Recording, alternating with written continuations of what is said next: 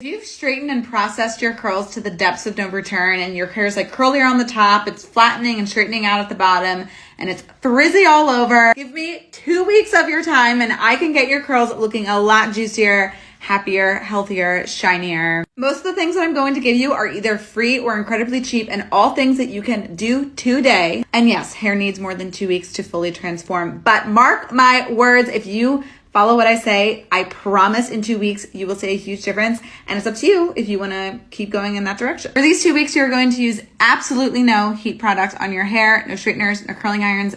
Get rid of them. You're not going to brush your hair dry. You're only going to brush your hair wet with conditioner in it in the shower with a gentle hairbrush, such as a wet brush or a specific detangling brush or a wide tooth comb. Speaking of showering, you're only going to wet your hair 1 or 2 times a week, and you're only going to wash your hair 1 or 2 times a week. Do not get your hair totally drenched in the shower. There's lots of refresh methods on my page and other people's pages of what to do on like days when you're not getting in the shower, but do not wet your hair every day. It makes such a difference. If you can, try to use sulfate and silicone-free shampoos and conditioners. It's only going to make your process that much better, but it doesn't need to happen to see these results in 2 weeks. And again, if you're getting new products anyway, make sure that they're moisturizing. As always, you can check the end of this playlist for lots of moisturizing product suggestions. You're gonna wanna sleep on either a silk pillowcase or in like a satin or silk scarf, or satin or silk bonnet, and or with your hair in a pineapple at the top of your head. A pineapple is basically when you just take your hair and